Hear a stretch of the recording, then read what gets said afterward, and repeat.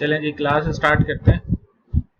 तो जैसे मैंने आपको कल भी बताया था कि हम इस कोर्स के अंदर जो टूल अभी इनिशियली इस्तेमाल करेंगे वो है गूगल कोलैब। तो आपने सिंपली क्रोम के अंदर गूगल कोलैब सर्च करना है। आपके सामने ये लिंक आ जाएगा, वेलकम टू कोलैब। अच्छा, मेक श्योर कि आप अपनी किसी जीमेल आईडी से लॉगिन हुए हुए हों, ठीक है। उसके बाद जब आप कोलैब पर जाएंगे तो ये ओपन नोटबुक का आपके सामने इस तरीके से डायलॉग ओपन हो जाएगा। यहाँ से अगर मैं न्यू नोटबुक पे क्लिक करता हूँ तो एक नई नोटबुक ओपन हो जाएगी, ठीक है। गूगल कोलैब का फायदा ये है कि ये बहुत इजी टू यूज है, कोई इंस्टॉलेशन की जरूरत नहीं है और बड़े आराम से आप यहाँ पर जो है वो अपनी एक पाइथन का कोड लिखकर उसको सेव भी कर सकते हैं, डाउनलोड भी कर सकते हैं, शेयर भी कर सकते हैं। तो अभी पहला काम तो मैं ये कर रहा हूँ कि जैसे आप देख रहे हैं यहाँ लेफ्ट टॉप के ऊपर ये अनटाइटल्ड 5.ipynb फाइल है। इसको मैं इसके ऊपर डबल क्लिक करूंगा और फिर इसका कोई भी नाम हम रख देते हैं। मिसाल के तौर पे इसका नाम मैंने रख दिया इंट्रोडक्शन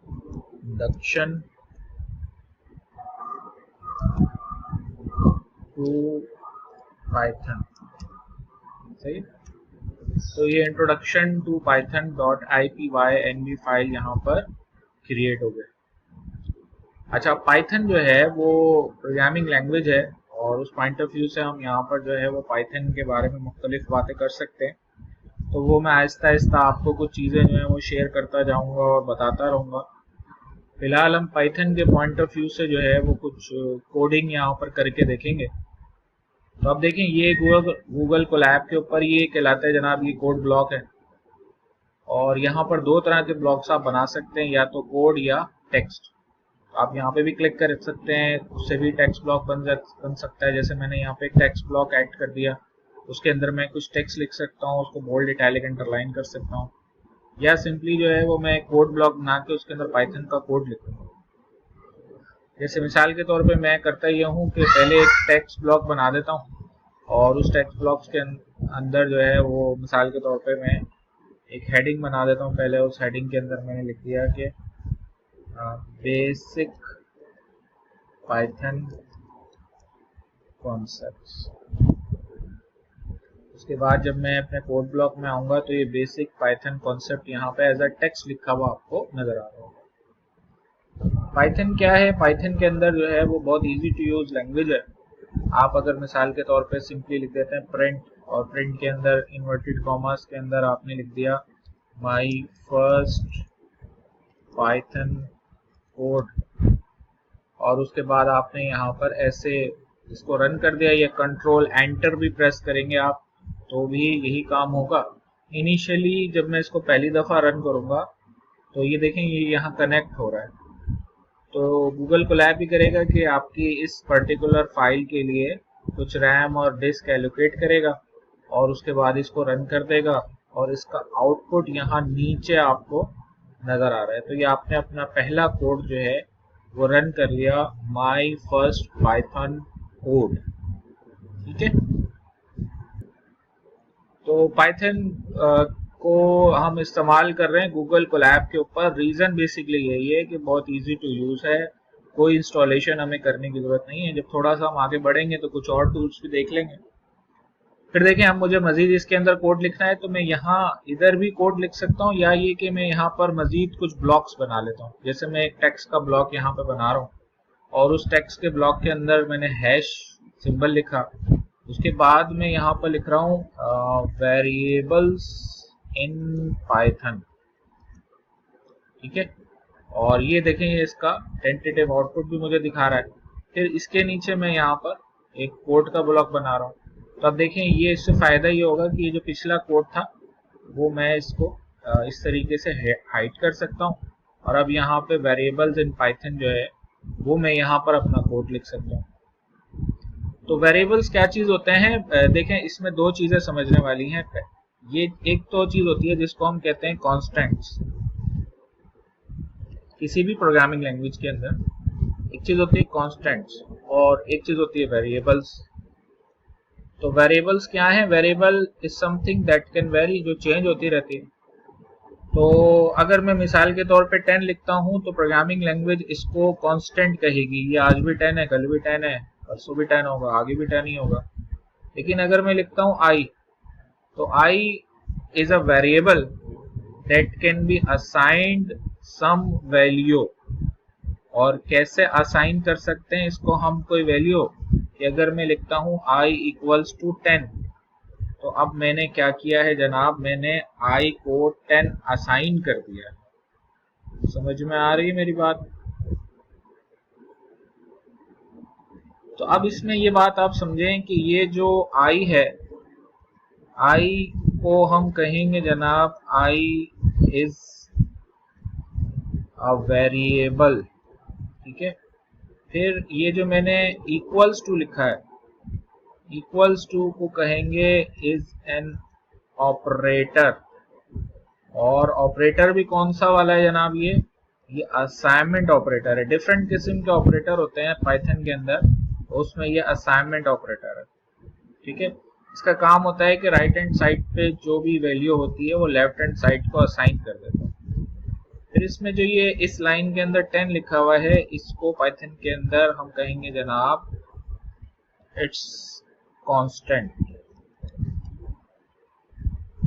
ठीक है। तो आई वेरिएबल है और इक्वल्स टू जो है वो ऑपरेटर है, असाइनमेंट ऑपरेटर, और 10 एक कांस्टेंट है। तो ये लाइन सिंपली ये करती है कि 10 वैल्यू को असाइन कर देती है आई वेरिएबल के अंदर।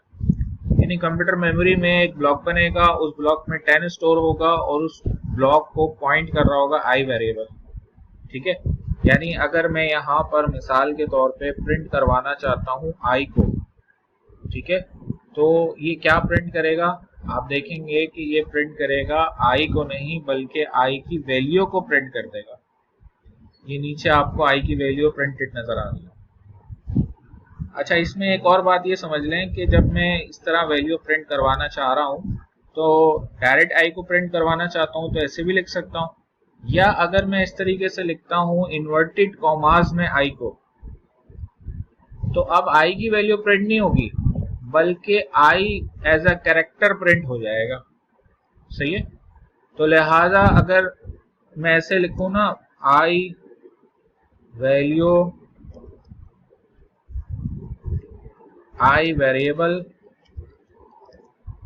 वैल्यू इज, तो आप देखेंगे फिर प्रिंट होगा I variable value is, I की वैल्यू प्रिंट नहीं होगी। तो आई की वैल्यू प्रिंट करवाने के लिए मुझे आई को इन्वर्टेड कॉमास के बाहर लिखना पड़ेगा, और पाइथन में मैं यहाँ पर इस तरह कॉमा लगाता हूँ, जो करता ये है कि इस जो टेक्स्ट है, इस टेक्स्ट को आई की वैल्यू के साथ जो है वो अपेंड कर देता है, कॉन्कैटिनेट कर देता है।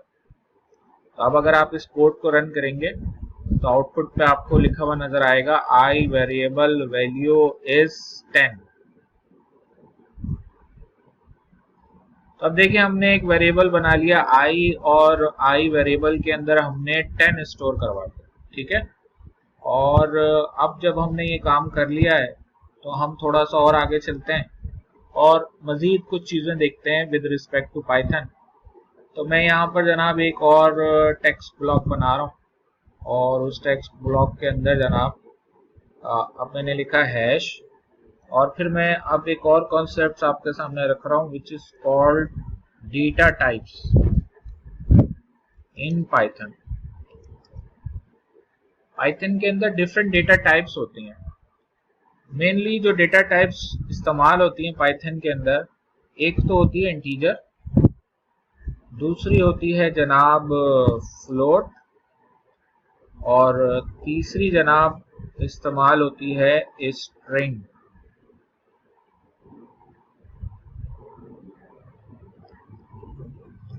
सही है। तो अब ये क्या चीज है ये अभी हम समझ लेते हैं। सही है, कैसे करते हैं, काम ही करते हैं, यहाँ कोड ब्लॉक बनाते हैं और उसके अंदर इसको समझने की कोशिश करते हैं। तो देखिए सिनेरियो ये है हमारे पास कि जब भी मैं कोई वेरिएबल बनाता हूँ, मिसाल के तौर पे मैंने एक वेरिएबल बनाया ए, और ए वेरिएबल के अंदर मैंने असाइन कर दिया 10। तो 10 को पाइथन की जबान में पहली बात तो ये कि नंबर कहते हैं, और नंबर की एक टाइप होती है जिसको कहते हैं इंटीजर। इंटीजर से क्या मुराद है? इंटीजर से मुराद ये होती है कि integer is a data type. ठीक है, ये जो इंटीजर डेटा टाइप होती है ना, इसकी बात ये होती है कि integer data type can store numbers, लेकिन होल नंबर स्टोर होंगे इसके अंदर, फ्रैक्शन नंबर स्टोर नहीं होंगे। समझ में आ रही मेरी बात? ठीक है। अच्छा, ये जो फ्लोटिंग नंबर होते हैं ये फ्रैक्शन नंबर स्टोर करते हैं, ये भी स्टोरी नंबर ही स्टोर करते हैं फ्लोटिंग डेटा टाइप, लेकिन इनके अंदर जो स्टोरेज होती है वो फ्लोटिंग नंबर्स की होती है, फ्रैक्शन नंबर। मिसाल के तौर पे मैं स्टोर करना चाहता हूँ 0.5, तो 0.5 जो है ना वो तो स्टोर नहीं होगा इंटीजर में। इंटीजर में क्या क्या स्टोर हो सकता है? इंटीजर में स्टोर हो सकता है 1, 45, 89 समथिंग, लेकिन अब 0.5 करना चाह रहा हूँ मैं, या 78.2 करना चाह रहा हूँ मैं, या जनाब मैं 88.6 स्टोर करना चाह रहा हूँ। तो जब ये पॉइंट की चीज आ जाएगी ना तो ये कहलाता है फिर फ्लोटिंग फ्लोट डेटा टाइप। अच्छा, स्ट्रिंग क्या चीज है? स्ट्रिंग बेसिकली ये है कि आप कोई भी टेक्स्ट स्टोर अगर करवाते हैं तो वो स्ट्रिंग डेटा टाइप में स्टोर होता है। सही है, चलें इसको समझ लेते हैं। अभी मैं कोड लिखा, मैंने लिखा a इक्वल्स टू 10, सही है। अच्छा, मैंने लिखा b इक्वल्स टू 5.5, सही है। तो b भी जो है वो नंबर ही है, लेकिन इस नंबर को पाइथन जो है वो कहता है जनाब कि इट्स अ फ्लोट नंबर। ठीक है, फ्लोट डेटा टाइप है। अच्छा, फिर मैंने लिखा c, और c के अंदर मैंने इन्वर्टेड कोमा में कुछ टेक्स्ट लिख दिया, मिसाल के तौर पे इसरार। तो ये जनाब अब ये टेक्स्ट है, और इसके लिए जो डेटा टाइप हम इसको नाम देते हैं पाइथन के अंदर, वो कहलाती है स्ट्रिंग। तो एक होती है स्ट्रिंग डेटा टाइप, एक होती है फ्लोट डेटा टाइप, और एक होती है इंटीजर डेटा टाइप। मेनली ये तीन है, इसके अलावा और भी बहुत सारी हैं, लेकिन अभी इनिशियली हम ये तीन डेटा टाइप जो है वो इस्तेमाल करते हैं।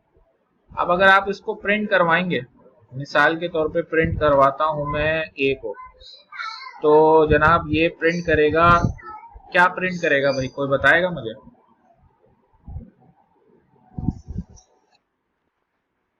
और 10 प्रिंट कर देगा ये। ठीक है, और इसको आप कोड को रन करके देख लें तो ये 10 प्रिंट कर देगा। हमने एक वेरिएबल बनाया है b, लेकिन उसको इस्तेमाल नहीं किया, तो अगर मैं यहाँ पे प्रिंट करवाता हूँ b, तो वो b की वैल्यू को भी प्रिंट कर देगा।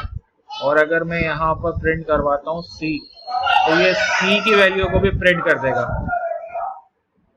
तो जब आप इसको रन करके इसका आउटपुट चेक करेंगे तो a की वैल्यू, b की वैल्यू और c की वैल्यू प्रिंट हो जाएगी। अगर हम प्रिंट करवाने के साथ साथ इसके साथ कुछ टेक्स्ट भी लिखते हैं, मिसाल के तौर पे मैंने ये टेक्स्ट लिख दिया। टेक्स्ट जब भी लिखा जाएगा ना तो वो इन्वर्टेड कॉमा में लिखा जाएगा।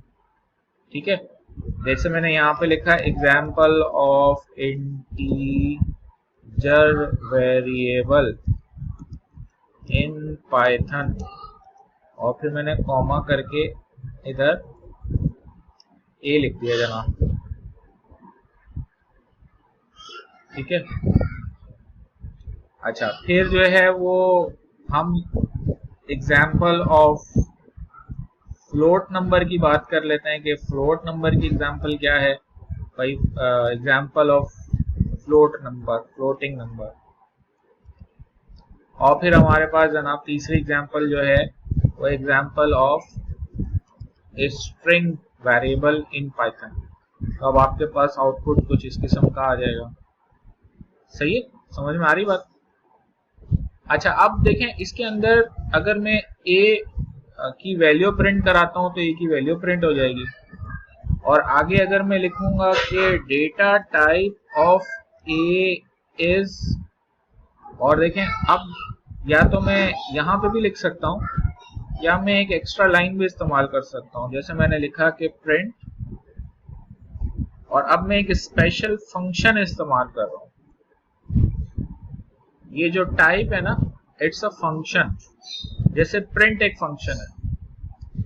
प्रिंट फंक्शन का काम क्या है कि इसके अंदर मैं जो कुछ भी लिखूंगा ना, ये प्रिंट कर देगा। इसी तरह type is also a built in function of Python, TYPE। इसमें आप कोई भी वेरिएबल भेजेंगे ना, तो ये इसकी डेटा टाइप बता देता है। तो अब ए को मैंने जब टाइप को दिया, तो ए की डेटा टाइप ये बताएगा और प्रिंट उसको प्रिंट कर देगा।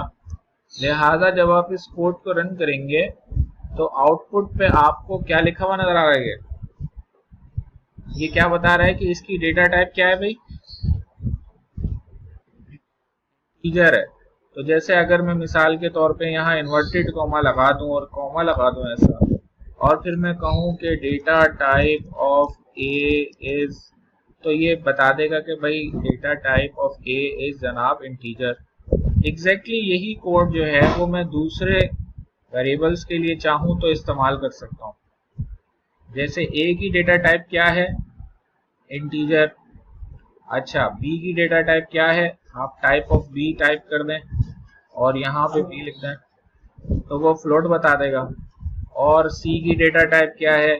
आप यहाँ पे लिखें और चेक करें तो ये बता देगा कि सी की डेटा टाइप जो है वो स्ट्रिंग है। कोड को रन करते हैं, आउटपुट चेक करते हैं, तो ये आपको बता रहा है कि data type of a is integer, b is float and c is string. अच्छा जी, तो हमारी जो बात चल रही थी वो चल रही थी with respect to data types. तो मैंने आपको बताया कि 3 मेजर डेटा टाइप्स हैं पाइथन के अंदर। इनिशियली वो कौन कौन सी हैं? Integer, float and string. तो आप देखें, इस कॉन्सेप्ट को समझने के लिए हम थोड़ा सा और आगे चलते हैं, और अब जो है जो अगला चीज हम देखने जा रहे हैं वो usages of these data types। तो अब देखें क्या करेंगे हम। मिसाल के तौर पे मैं यहाँ पर एक कोड ब्लॉक बना रहा हूँ और उसके अंदर मैंने किया ये कि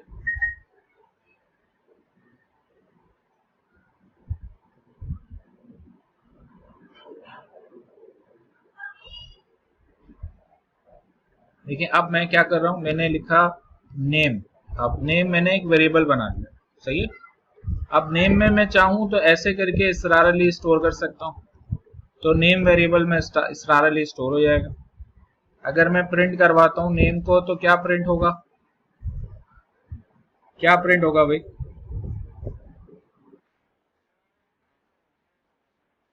इसरारली प्रिंट हो जाएगा। तो पाइथन में एक तो ये तरीका है, आप इस तरीके से वेरिएबल में स्टोर कर सकते हैं। एक दूसरा तरीका ये है कि आप यहाँ पे लिखें input. Input is also a built in function in Python. आप इसको गूगल कोलैब में बड़े आराम से इस्तेमाल कर सकते हैं। अगर मैं इनपुट लिखता हूँ और इनपुट के अंदर इन्वर्टेड कॉमास में कुछ लिख देता हूँ, जैसे मिसाल के तौर पर मैं लिखता हूँ please enter your name sir, ठीक है। तो अब क्या होगा, अब आप जब इस कोड को रन करेंगे तो अब ये आपसे इनपुट लेगा। देखें क्या लिखा हुआ नजर आ रहा है। अब ये कोड आपका रन हो रहा है, कह रहा है please enter your name sir. तो मैंने जनाब लिख दिया यहाँ पे जनाब शाहिद आफरीदी, और फिर एंटर क्लिक कर दिया। तो अब होगा क्या कि ये शाहिद आफरीदी जो है वो इनपुट का मेथड स्टोर कर देगा नेम के वेरिएबल में, और फिर नेम प्रिंट होगा। तो जब मैं यहाँ एंटर प्रेस करूंगा तो ये कह देगा शाहिद आफरीदी, यानी नेम इसने प्रिंट करवा दिया। अगर आप चाहें तो यहाँ पे थोड़ी डिटेल लिख सकते हैं कि योर नेम इज, तो वो आपका नाम प्रिंट कर रहा है भाई, सही है। दोबारा से चला देते हैं, मिसाल के तौर पे यही कोड मैं दोबारा से चलाता हूँ। अब मैंने अब इसरार अली लिख दिया मैंने यहाँ पर। अच्छा, अगर कोई आप मिस्टेक कर देंगे तो वो एरर दिखा देगा, जैसे अभी ये हुआ कि बीच में इंटरप्ट कर दिया मैंने उसे। तो अगर मैं यहाँ पे लिखता हूँ इसरार अली और एंटर प्रेस कर देता हूँ तो देखें ये क्या बता रहा है आपको, कह रहा है योर नेम इज इसरार अली। तो ये इनपुट लेने का तरीका है। और ये जो इसरार अली है, अगर आप इसकी डेटा टाइप प्रिंट करवा के चेक करें कि जनाब data type of name variable is, comma करके मैंने लिखा टाइप नेम, तो ये बता देगा कि नेम की डेटा टाइप क्या है भाई। मिसाल के तौर पे मैं अगर इसरार अली लिखता हूँ और एंटर प्रेस कर देता हूँ, तो ये बता रहा है कि नेम की डेटा टाइप क्या है, स्ट्रिंग है। सही है। अच्छा, उसके बाद जनाब अब हम एक काम ये करते हैं कि एक और वेरिएबल बनाते हैं। जैसे मिसाल के तौर पे अब मैंने एक वेरिएबल बना लिया एज, और उसके आगे मैंने लिखा इनपुट, और इनपुट के अंदर जाके मैंने लिखा प्लीज एंटर योर एज। सही है। अच्छा, अब ये क्या करेगा कि जो भी आप एंटर करेंगे वो एज वेरिएबल में स्टोर कर देगा। सही है। आप चाहें तो एज वेरिएबल की वैल्यू भी प्रिंट करवा के देख सकते हैं। आप लिखेंगे प्रिंट योर एज इज, और कोलन करके आपने यहाँ पे कॉमा लिखा और आगे लिख दिया एज। ठीक है। अच्छा, यहाँ तक तो ठीक है। उसके बाद आपने किया ये कि जनाब यहाँ पर ये जो आपका डेटा टाइप आपने प्रिंट करवा रखी है एज की, नेम की, आप यहाँ पर एज की भी डेटा टाइप प्रिंट करवा के चेक करें। Data type of age variable is, जब इस कोड को आप रन करेंगे और मिसाल के तौर पे आपने यहाँ नेम में तो इसरार अली लिखा है और एज में आपने 65 लिखा है, लेकिन जब आप इसका आउटपुट चेक करेंगे तो ये दोनों की डेटा टाइप क्या बता रहा है भाई, क्या बता रहा है। अब हमारी अंडरस्टैंडिंग क्या है कि एज क्या होनी चाहिए, एज तो इंटीजर या नंबर होना चाहिए, तो ये तो स्ट्रिंग ले रहा है। रीजन इसका ये है कि ये जो इनपुट का मेथड होता है पाइथन के अंदर, बाय डिफॉल्ट इसमें जो भी वैल्यू इनपुट होती है इसको स्ट्रिंग कंसिडर करता है। तो आप समझ लें कि ये जो 65 है ये असल में ये कुछ इस तरीके से पास हो रही है इसके अंदर। सही है। अगर मैं चाहता हूं कि नहीं ऐसे नहीं पास हो, बल्कि जनाब ये जो है ना वो ऐसे पास हो, तो फिर मैं क्या कर सकता हूं, फिर मैं यहाँ पर एक और काम ये कर सकता हूं कि इस इनपुट वेरिएबल के साथ ऐसे करके, अच्छा अब देखिए यहाँ पर जो है,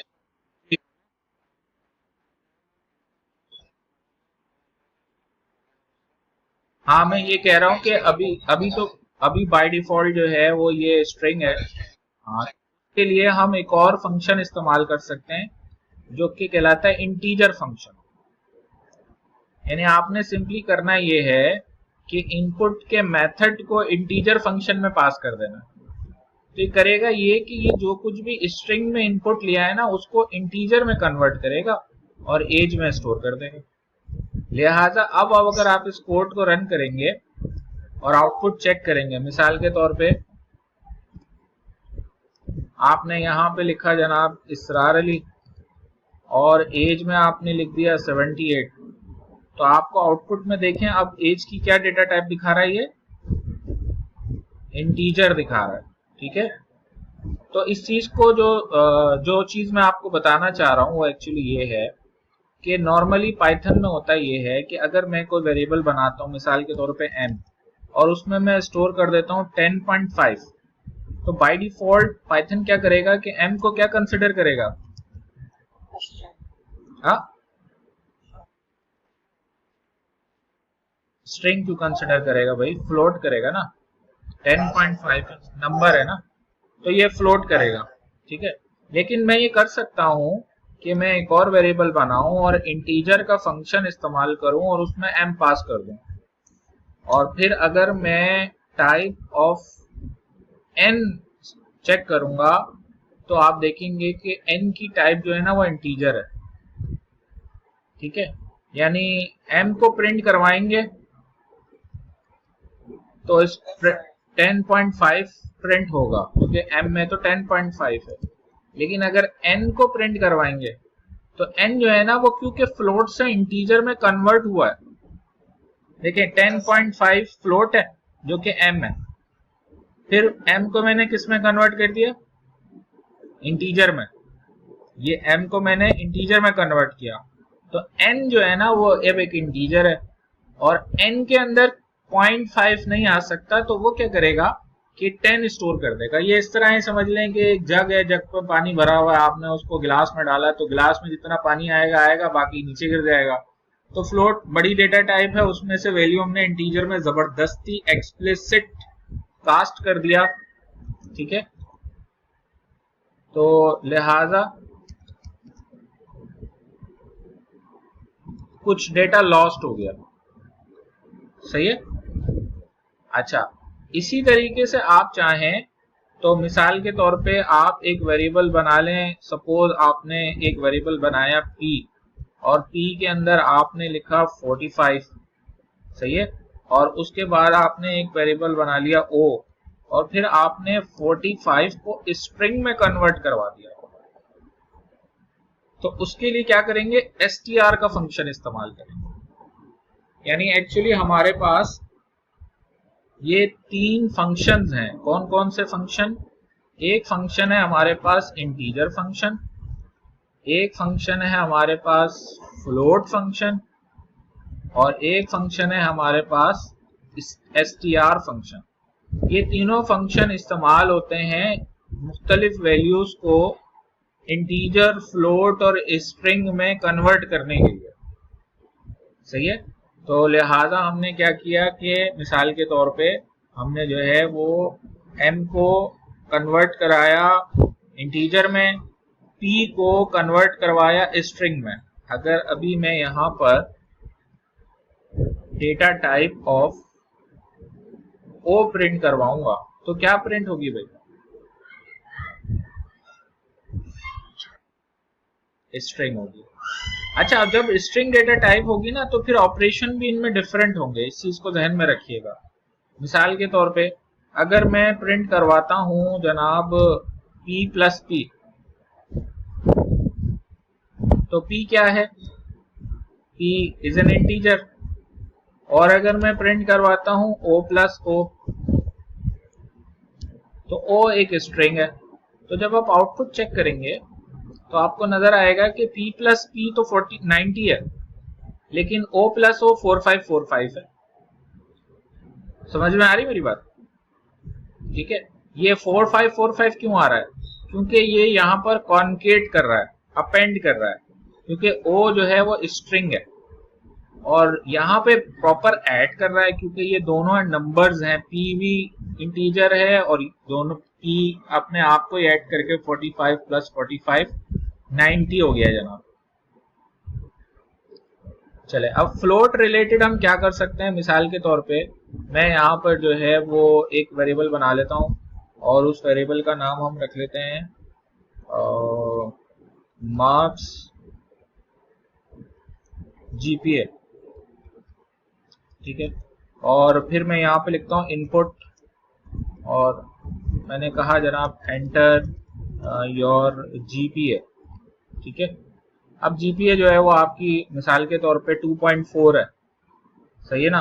तो अब इसको मैं फ्लोट में कन्वर्ट करवाना चाहता हूँ, तो ये फ्लोट का फंक्शन मैं इस्तेमाल करूंगा, ये फ्लोट में कन्वर्ट कर दूंगा। उसके बाद आप इसको प्रिंट करवा लें। आप कहते हैं कि भाई योर जीपीए इज, और यहाँ पे आपने ऐसे करके जीपीए की वैल्यू जो है वो प्रिंट करवा दी।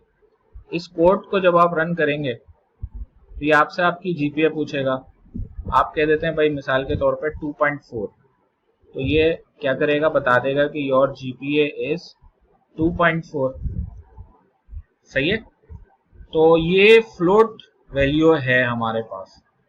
तो जी, जैसे मैंने आपको बताया था कि जो हम इस्तेमाल कर रहे होंगे बुक, वो कौन सी इस्तेमाल कर रहे होंगे, W3 स्कूल्स एक वेबसाइट है। अच्छा, इसको यूज करने का रीजन ये है, बुक वगैरह कोई हम इसलिए यूज नहीं कर रहे क्योंकि बुक जो है ना वो जब तक पब्लिश होती है जनाब उस वक्त तक जो है ना वो बहुत कुछ चेंज हो चुका होता है, इसलिए ज़्यादातर ऑनलाइन रिसोर्सेज ही ज़्यादा सूटेबल रहती हैं। ये W3 स्कूल्स जो है यहाँ पे आपको बहुत सारी लैंग्वेजेस के ट्यूटोरियल मिल जाएंगे। तो अगर आप पाइथन में चले जाएं तो यहाँ पर देखें लेफ्ट साइड पर लिंक्स हैं, इसमें एक है पाइथन डेटा टाइप। तो अब पाइथन के अंदर बहुत सारी डेटा टाइप्स हैं जनाब, इंटीजर है, फ्लोट है, कॉम्प्लेक्स है, लिस्ट है, टपल है, रेंज है, डिक्शनरी है, सेट है, बूलियन है, बाइट्स है, ये बहुत सारी डेटा टाइप हैं। तो अच्छी चीज़ ये होती है कि जो वैल्यू आप देते हैं उसके हिसाब से ये खुद ही डिसाइड कर लेता है। समझ में आ रही मेरी बात? अभी आहिस्ता आहिस्ता हम इसको देखेंगे। अभी तो हमने सिर्फ str, इंटीजर और फ्लोट की बात की है, बाकी डेटा टाइप की अभी हमारी डिस्कशन हुई नहीं है, वो हम आगे देखेंगे। ठीक है जी। तो मैं आपको ये बता रहा था कि आप जो है वो कोई भी वेरिएबल बनाकर और उसको दूसरी वेरिएबल डेटा टाइप में कास्ट कर सकते हैं बड़ी आसानी से। ठीक है जी, कोई कंफ्यूजन तो नहीं है यहाँ तक? अच्छा, अब एक सिंपल सा हम यहाँ प्रोग्राम बना लेते हैं, और प्रोग्राम हमारा सिंपल सा ये है कि हम गाना गाने को दिल कर रहा है तो हमें भी सुना दो यार। तो अब बेसिकली हम यहाँ पर जो है वो एक सिंपल सा वेरिएबल बना लेते हैं। मैंने कहा भाई, मिसाल के तौर पे मैंने कहा स्टूडेंट अंडरस्कोर नेम, और फिर मैंने कहा इनपुट, और उसके बाद हमने कहा एंटर योर नेम, तो ये नाम इनपुट ले लेगा। फिर हमने कहा स्टूडेंट अंडरस्कोर मार्क्स अंडरस्कोर इन अंडरस्कोर फिजिक्स, तो ये जनाब हम यूजर से उसके फिजिक्स में नंबर पूछ रहे हैं कितने। अब इनपुट अगर मैं लूंगा तो इनपुट कौन सी डेटा टाइप में एंटर करेगा भाई? हाँ जी, अभी बताया करेगा, तो हम उसको इंटीजर में कन्वर्ट करवा लेते हैं। सही है। फिर यही काम हम करेंगे ये कि जनाब हम इस स्टूडेंट के मार्क्स जो है वो इनपुट ले लेंगे किसी और सब्जेक्ट में, मिसाल के तौर पे केमिस्ट्री में। तो हमने लिखा जनाब कि enter your marks in chemistry. अच्छा, ये वेरिएबल का नाम मैं डिफरेंट कर देता हूँ, इसको मैं कैम कर देता हूँ। ठीक है। फिर उसके बाद हम करेंगे ये कि यहाँ पर जो है वो एक और लाइन जो है वो हम लिख देते हैं enter your marks in maths. सही है। तो ये जनाब आपका तीसरा बल्कि चौथा वेरिएबल है ये यहाँ पर इस ब्लॉक में, स्टूडेंट मार्क्स इन मैथ्स। ठीक है। उसके बाद किसमें?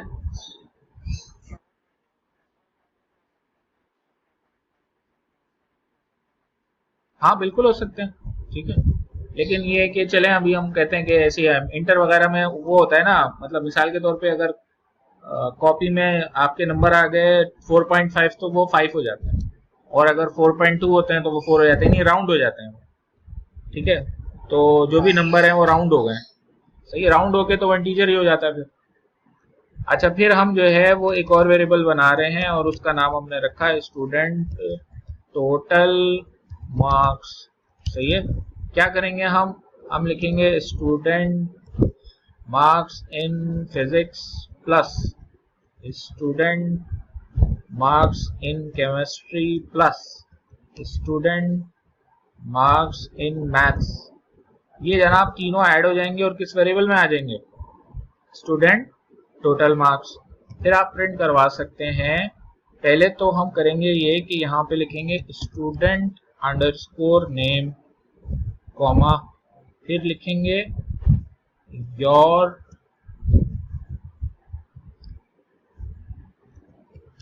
टोटल मार्क्स आर, और यहाँ हम स्टूडेंट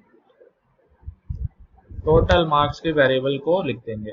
तो नतीजा क्या होगा कि ये हमसे नाम पूछेगा, 3 नंबर पूछेगा, और फिर हमारे टोटल मार्क्स प्रिंट कर देगा। इसको कोड को रन करके चेक करते हैं। नाम पूछा, मैंने कहा भाई इसरार अली। अब इसने पूछा भाई तुम्हारे फिजिक्स में कितने नंबर हैं, मैंने कहा 45। फिर इसने पूछा केमिस्ट्री में, मैंने कहा 55। फिर इसने पूछा मैथ में कितने, मैंने कहा 65। तो ये जनाब इसने मुझे बता दिया है कि तुम्हारे टोटल नंबर 165 हैं जनाब। सही है। तो इसने क्या किया कि जो भी नंबर्स मैंने वेरिएबल्स दिए उनको उसने सम किया और सम करके मुझे आउटपुट बता दिया। ठीक है भाई, यहां तक कोई कंफ्यूजन तो नहीं है। अब उसके बाद जो है वो हम इसकी परसेंटेज कैलकुलेट कर देते हैं। स्टूडेंट परसेंटेज का हमने एक वेरिएबल बना दिया और हम करेंगे ये कि स्टूडेंट के जो टोटल मार्क्स हैं उसको जनाब हम डिवाइड करेंगे किससे, 300 से, क्योंकि टोटल 3 ही सब्जेक्ट हैं। सही है। और फिर इसको हम मल्टीप्लाई कर देंगे किससे, 100.0 से।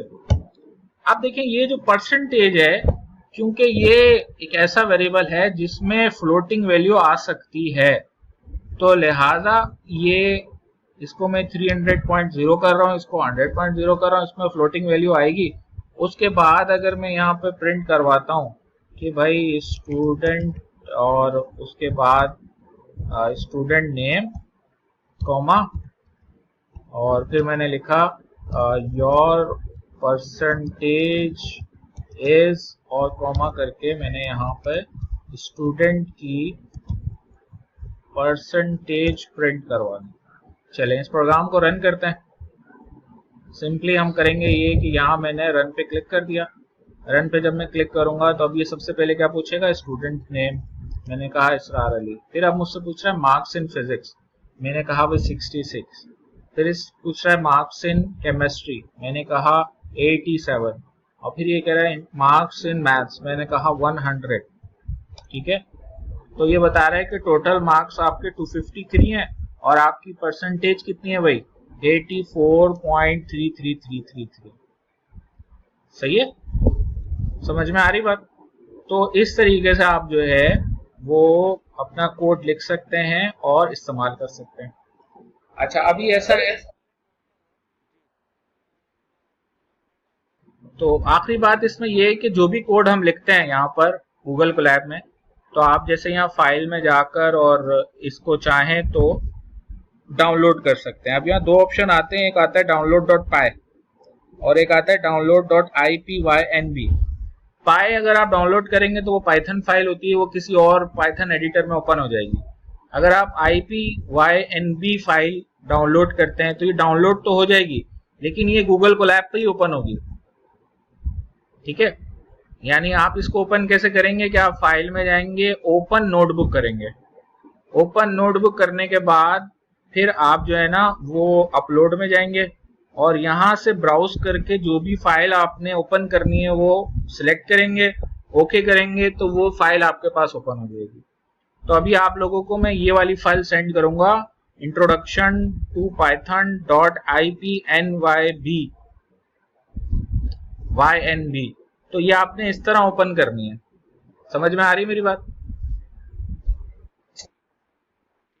मिसाल के तौर पे अगर मैं जो है वो बंद कर देता हूं ये सब कुछ,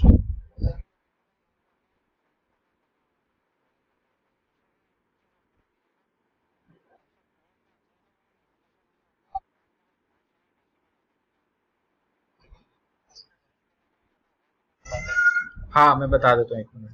अब देखें ये अगर आप गूगल कोलैब दोबारा से ओपन कर रहे हैं तो वैसे तो वो रिसेंटली ओपन दिखाता है, लेकिन जाहिर है आपके पास तो नहीं होगा। तो आपने सिंपली ओपन नोटबुक में ही ऑप्शन आके अपलोड पे आके आप कर सकते हैं। अगर ये ओपन नोटबुक आपके पास नहीं भी ओपन है तो आप फाइल में जाके ओपन नोटबुक कर लें, ओपन नोटबुक हो जाएगा। यहाँ से जाएंगे अपलोड में, ब्राउज में जाएंगे, ब्राउज में जो फाइल आपने डाउनलोड करी है अभी ताज़ा वो फाइल जो है वो आप सिलेक्ट कर लेंगे, जैसे ये इंट्रोडक्शन टू पाइथन, और इसको ओपन कर लेंगे तो ये वो फाइल आपके पास ओपन कर देगा भाई। ठीक है, तो अभी मैं आपके साथ यही वाली फाइल शेयर करूंगा, आपने सिंपली उसको जो है वो ओपन कर लेना। सही है।